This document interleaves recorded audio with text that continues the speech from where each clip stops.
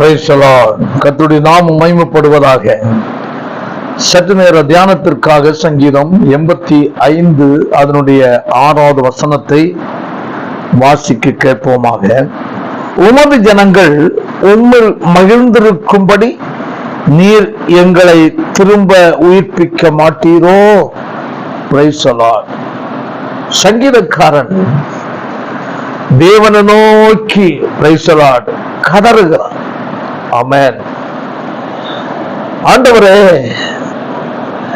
திரும்ப எங்களை உயிர்ப்பியும். ஆமென். ஹல்லேலூயா. திரும்ப எங்களை உயிர்ப்பிக்க மாட்டீரோ? காரணம் என்ன? வேதம் சொல்லுகிறது அந்த மேல் பகுதியில், உமது ஜனம் உம்மில் மகிழ்ந்திருக்கும்படி என்று சொல்லப்பட்டிருக்கிறது. அப்படி என்ற மகிழ்ச்சியை இழந்த ஜனம். ஆமென். திரும்ப உயிர்ப்பிக்க மாட்டீரோ? ஒரு நாள் நாங்கள் கர்த்தருக்குள் மகிழ்ச்சியாய் இருந்தோம்.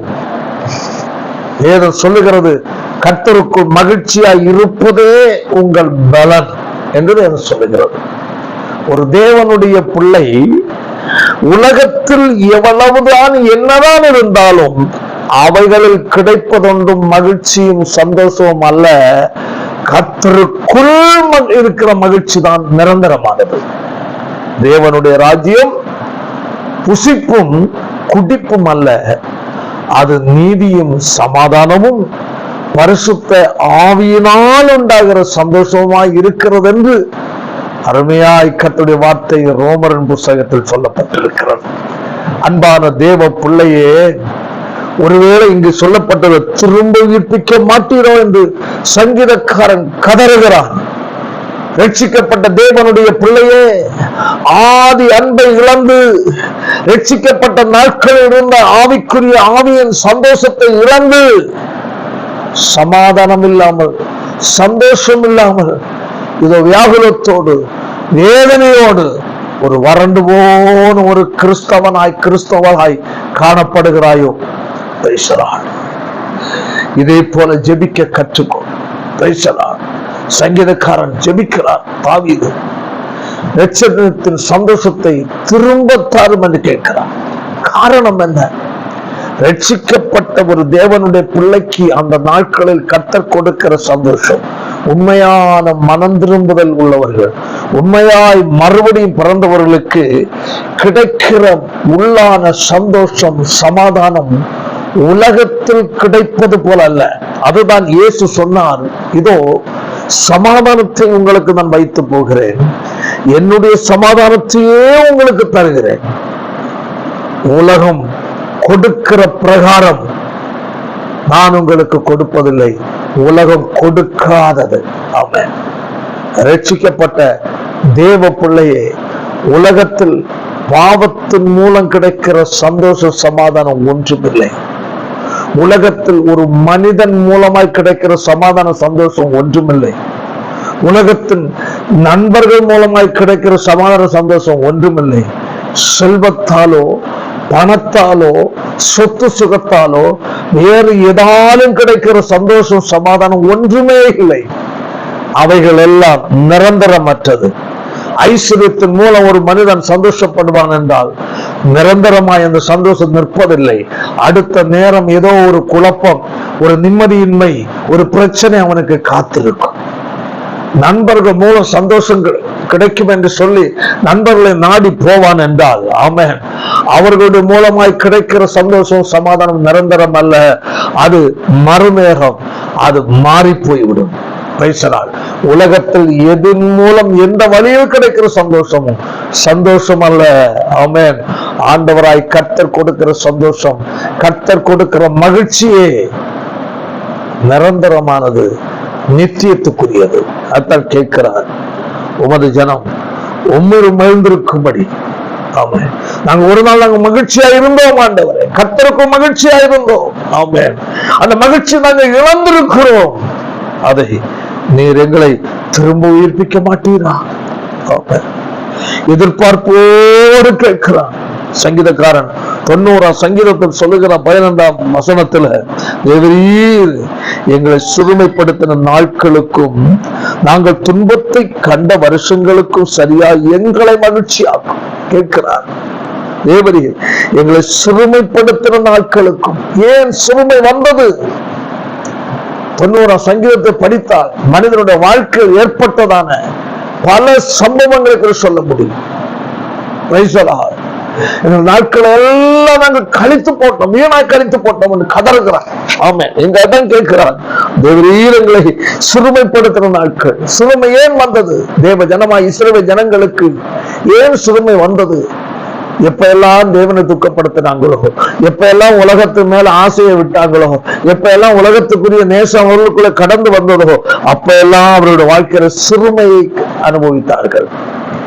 தேவனுடைய வார்த்தைக்கு கீழ்ப்படிந்து வாழ்கிற வரையிலே வாழ்க்கையில் மகிழ்ச்சி அடைந்தார்கள், சந்தோஷத்தை அடைந்தார்கள். எப்பொழுதெல்லாம் தேவனுடைய வழியை விட்டு விலகினார்களோ, எப்பொழுதெல்லாம் அவங்களுடைய மனசுல விரும்பினதை நாடினார்களோ, எப்பொழுதெல்லாம் இச்சித்தார்களோ, எப்பொழுதெல்லாம் முறுமுறுத்தார்களோ, எப்பொழுதெல்லாம் ஆசைப்பட்டார்களோ, அப்பொழுதெல்லாம் பேசலார் தேவனால் உண்டான மகிழ்ச்சி எடுபட்டு போய்விட்டது. தேவனால் உண்டான சமாதானம் எடுபட்டு போய்விட்டது. அதுதான் சொல்லுகிறார், தேவரீர் எங்களை சிறுமைப்படுத்தின நாட்களுக்கும் நாங்கள் துன்பத்தை கண்ட வருஷங்களுக்கு சரியா எங்களை மகிழ்ச்சியாக்கும். ஆமே, நாங்கள் சிறுமைப்படுத்தப்பட்டோம் ஆண்டவர். ஆமே, நாங்கள் சிறுமைப்படுத்தப்பட்டோம். நாங்கள் செய்த தவறினால், நாங்கள் செய்த பாவத்தினால் நாங்கள் சிறுமைப்படுத்தப்பட்டோம். ஆமே, மட்டுமல்ல, ஹல்லேலூயா, நாங்கள் துன்பத்தை அனுபவித்தோம். வருஷங்களாய் 40 நாளில் கடந்து செல்ல வேண்டிய இடத்தை 40 ஆண்டுகள் அலைந்தார்கள். வனாந்தரத்தில் அலைகிறார்கள். எவ்வளவு கஷ்டம், எவ்வளவு நெருக்கம், குழந்தைகளோடு எல்லாவற்றோடு கடந்து செல்லுகிறார். அதான் சொல்லுகிற, நாங்கள் துன்பத்தை கண்டவர். ஆமே, ஹல்லேலூயா. எங்களை சிறுமைப்படுத்தின நாட்கள். ஆமே, ஏன் சிறுமையை அனுபவித்தீர்கள்? அவருடைய வார்த்தையை கீழ்ப்படியாததனால் அல்லவா? அன்று துக்கப்படுத்தின காரணத்தினால் அல்லவா? பேசலாம். கர்த்தருக்குள் கரெக்டா சரியாக கீழ்ப்படிந்து இருக்கும் போது அவருடைய சந்தோஷத்தினால் நம்முடைய உள்ளம் நிரம்பி வழியுமே. சங்கீதக்காரன், என் பாத்திரம் நிரம்பி வழிகிறது. ஆமே, என் பாத்திரம் நிரம்பி வழிகிறது. காரணம் என்ன? தெய்வீக சந்தோஷத்தால், தேவனுடைய அன்பினால் என்னுடைய உள்ளமாகிய பாத்திரம் நிரம்பி வழிகிறது. கேட்கிறான், துன்பத்தை கண்ட வருஷங்களுக்கு சரியா எங்களை மகிழ்ச்சியாக்கும் அப்பா. ஆமே, நீர் எங்களை மகிழ்ச்சியாக்கும். ஆமே, சொல்லுகிறான். 8-9 வசனங்கள்.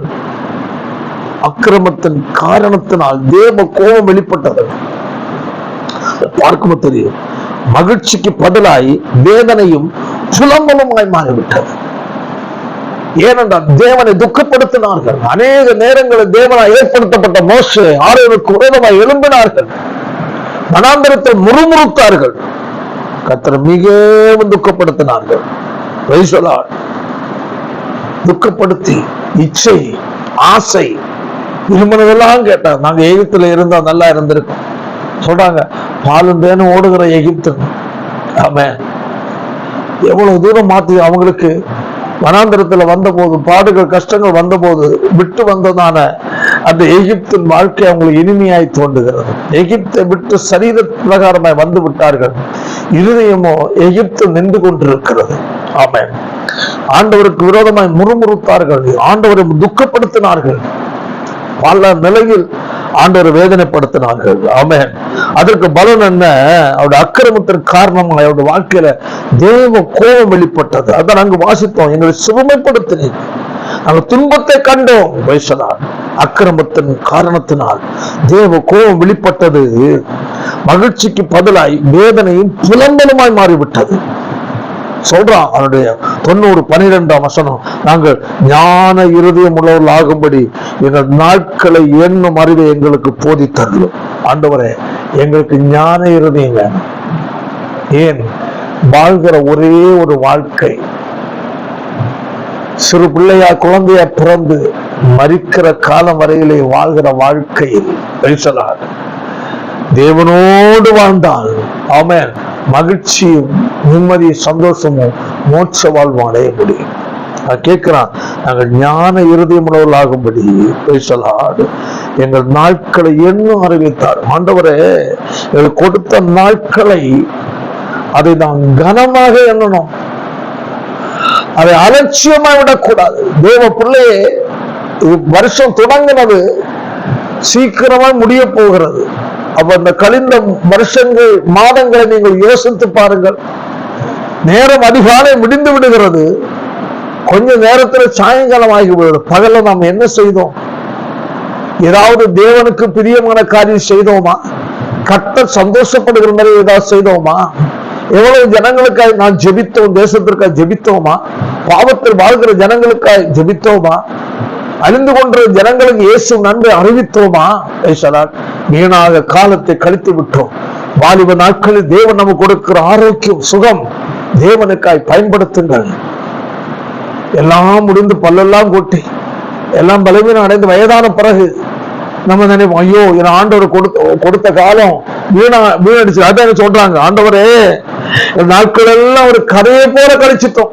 ஆமென், எல்லாம் கதையை போல கழிச்சிட்டோம். தேவ பிள்ளையே, இன்று உனக்கு கொடுக்கப்பட்ட வாலிப நாட்கள் நீ தேவனுக்காக எதையாயிலும் செய்யாமல் உலகத்திற்காக உன் வயிற்றுக்காக நீ வாழ்ந்து வாழ்க்கையை முடிப்பாய் என்றால் ஒரு நாள் கர்த்தர் உன்னோடு கேட்பார்.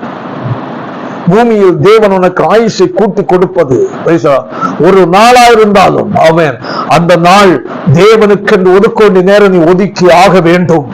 ஆமென். உனக்கென்று நீ வேலை செய்கிறாய், உன் வயிற்றுக்கென்று பாடுபடுகிறாய், உன் குடும்பத்திற்கென்று உழைக்கிறாய், உன் பிள்ளைகளுக்காக நீ பாடுபடுகிறாய், உண்மை. ஆனால் தேவன் கேட்பார், மகனே, உனக்கு ஜீவனையும் சுகத்தையும் தந்து அந்த நாள் பூரா உன்னை நடத்தி வந்தேன் அல்லவா? உன் கண்கள் முன்பதா நீ பார். எவ்வளவு பேர் மடிந்து போகிறார்கள், விபத்தில் சாகிறார்கள், வியாதியில் சாகிறார்கள், வாழ்க்கை நிம்மதி இல்லாமல் விழுந்து போகிறார்களே. இவர்கள் மத்தியில் நான் சுகமாய் பாதுகாத்தேனே, நிம்மதியை அவனுக்கு கொடுத்தேனே, சமாதானத்தை கொடுத்தேனே, வேலை செய்ய பலனை கொடுத்தேனே, சம்பாத்தியத்தை கொடுத்தேனே. இவளெல்லாம் நீ அனுபவித்தாய். இது உலகத்தில் அழிந்து போகிற ஒன்று. ஆனால் எனக்காக நீ என்ன செய்தாய்? எனக்காக நீ என்ன செய்தாய்? தேசத்தில் ஜனங்கள் அழிந்து கொண்டிருக்கிறார்கள், பாவத்தில் அக்கிரமத்தில் அழிந்து கொண்டிருக்கிறார்கள், அநியாயத்தில் விழுந்து கொண்டிருக்கிறார்கள். விபச்சாரங்கள், வேசித்தனங்கள், கொலை வெறிகள், மதுபானங்கள் தலைவிரித்தாடி கொண்டிருக்கிறது. ஆனால் அவைகளுக்காக கண்ணீரோடு முழங்கால் படிவிட்டு அழிந்து கொண்ட ஜனங்களுக்காக ஜெபிக்கிறவர் ஜெப வாழ்க்கையாவது இருக்கக்கூடாதா? பழகிற ஜனங்கள் ஸ்தோத்திரம், போகிற இடம், வேலை செய்கிற இடங்கள், உன்னுடைய நண்பர்களுக்கு ஆண்டு பற்றி சொல்லக்கூடாதா? உனக்காய் ஆண்டவராய் இயேசு சிலுவையில் மரித்தார். அவர் இந்த உலகத்தில் வந்தது மனுக்குலத்தை மீட்க வந்தார், பாவிகளை ரட்சிக்க வந்தார். அவர் சிந்தின இரத்தம் நாம் செய்த பாவங்களை சுத்திகரிக்கும். நாம் அவரை ஏற்றுக்கொண்ட தேவனுடைய பிள்ளையாய் மாற்றப்படுகிறோம். மட்டுமல்ல, இந்த உலகத்தை விட்டு கடந்து போகும்போது அந்த பரலோக வாழ்வை நாம் சுதந்திரிக்கிறோம். நண்பனே, இயேசுவை ஏற்றுக்கொள் என்று உன்னோடு பழகிற நபர்களுக்கு சொல்லலாமே, நான் சொந்த பந்துக்களுக்கு சொல்லலாமே. நீ உண்டு, உன் வயறுண்டு, நீ உண்டு, உன் வீடு உண்டு என்று சொல்லி நீ உலகத்தை மட்டும் நம்பி சுய திருப்திக்கா வாழ்ந்து கொண்டிருக்கிறாய் மனுஷனே. கர்த்தர் என்னோடு கேட்பார் அல்லவா? 90 சங்கீதத்தில் கதறுகிறார்கள், 85:6 கேட்கிறாங்க, ஆண்டவரை திரும்ப எங்களை உயிர்ப்பியும் அப்பா, எங்களை திரும்ப உயிர்ப்பியும். நாங்கள் மகிழ்ச்சியை இழந்து விட்டோம், மீண்டும் நாங்கள் மகிழ்ச்சி அடைய விரும்புகிறோம். மட்டுமல்ல, எங்களை சிறுமைப்படுத்துகிற நாட்களுக்கு தக்கதாய், நாங்கள் துன்பத்தை கண்ட வருஷங்களுக்கு சரியாய் எங்களை மகிழ்ச்சியாக்கும். காரணம் எதனால்? துன்பம் அக்கிரமத்தின் காரணமாய் தேவ கோபம் வெளிப்பட்டது. மகிழ்ச்சிக்கு பதிலாய் வேதனையும் புலம்பலும் உண்டானது. காரணம் என்ன? தேவனால் சிறுமைப்படுத்தப்பட்டார்கள். அதற்கு காரணம் கர்த்தரை துக்கப்படுத்தினார்கள். கர்த்தருடைய பிள்ளைகளே, தேவனுக்கு பிரியமில்லாத வாழ்க்கை நாம் வாழ்ந்தால் வேதனையும் சஞ்சலம் உண்டாகும். கர்த்தருடைய வார்த்தைக்கு கீழ்ப்படிந்து வார்த்தையை கை கொண்டு வாழாமல் போனா வாழ்க்கையில் இருக்கிற நிம்மதியும் போயிடும். நீங்கள் உலகத்துக்கு நேரம் உங்களை மனசு செலுத்தும் போது தொடக்கம் அட்ராக்ஷனா, கவர்ச்சியா தான் கூப்பிடும். உலகம் வா வா இங்க வா. ஆமா, அதாவது கர்த்தருக்குள்ள இருக்கும் போது அநேகருக்கு கர்த்தருடைய அன்பையும் அவருடைய வல்லமையும் அவருடைய வார்த்தையின் இனிமையும் வார்த்தையினால் ஏற்படும் விடுதலையும் அவர்கள் புரிந்து கொள்ள முடிவதில்லை. லோத்து கண்களை ஏறெடுத்து பார்த்தது போல, நகோமி கண்களை ஏறெடுத்து மோவாபு நேர பார்த்தது போல உலக மக்களுடைய வாழ்க்கை, உலகத்துக்குரிய வாழ்க்கை இனிமையாக தோற்றும். ஆனால் ஒன்று புரிந்து கொள்ள வேண்டும், அது என்று இழுக்கும். நகோமியின் குடும்பத்தானே இழுத்தது மோவாப் தேசத்துக்கு நேரா. அவர்கள் பின் விளைவை யோசிக்கவில்லை. இது நம்மளை சத்துரு ஏமாற்றுகிற ஒரு கவர்ச்சி ஆக்கும் என்று அவர் புரிந்து கொள்ளவில்லை. அன்பான சகோதரனே, சகோதரியே, இன்று கர்த்தரோடு உள்ள ஐக்கியத்தை விட்டு உன்னை பின்திருப்ப கவர்ச்சிகரமான காட்சிகளை கொடுத்து சத்துரு உன்னை இழுப்பான். பார்க்கும் மகிழ்ச்சியா தெரியும், போகும்போதும் நன்றாக தெரியும், போய் கொஞ்ச நாள் ஆகும் ரொம்ப நல்லா இருந்தது போல தோன்றும். ஆனால் உன்னில் இருக்க ரட்சிப்பு மகிழ்ச்சி எல்லாம் இழந்த பிறகுதான் தெரியும், ஐயோ நான் வந்த இடம் ஆபத்தான இடம். இளைய குமாரன் தகப்பன் வீட்டில் இருக்கும்போது அந்த அருமை அவனுக்கு தெரியவில்லை. தகப்பன் வீட்டின் அருமை தெரியவில்லை. ஆனால் தகப்பன் வீட்டை விட்டு போகும்போதும் தெரியவில்லை, போன பிறகும் தெரியல. அவரிடத்தில் இருந்த எல்லாம் செலவழிந்த பிறகுதான் தெரிந்தது. ஐயோ என்னுடைய தகப்பன் வீட்டில், அப்பதான் தகப்பன் வீட்டை நினைத்து பார்க்க எத்தனை பேர் வேலை செய்கிறார்கள், அவர்கள் சம்பிரமமாய் நல்லபடியாக சாப்பிடுகிறார்கள். எனக்கோ பன்றியோடு படுக்கிற சூழ்நிலை, பன்றிக்கு வைக்கிற தகுடு கூட எனக்கு கிடைக்கவில்லை என்று வேதனைப்படுகிறார். ஒரு தேவனுடைய பிள்ளை தேவனை விட்டு வழி விலகி போகிற தொடக்கத்தில் உனக்கு தேவனுடைய அன்பு பற்றி தெரியாது, விலகி போன பிறகு கொஞ்ச நாளைக்கு தெரியாது, எல்லாம் இழந்த பிறகுதான் தெரியும். அதான் சொல்லுகிறார், தேவரீர் என்னை சிறுமைப்படுத்தும் நாட்களுக்கும் அந்த துன்பத்தை கண்ட வருஷத்திற்கு சரியாய் எங்களை மகிழ்ச்சியாக்கும்.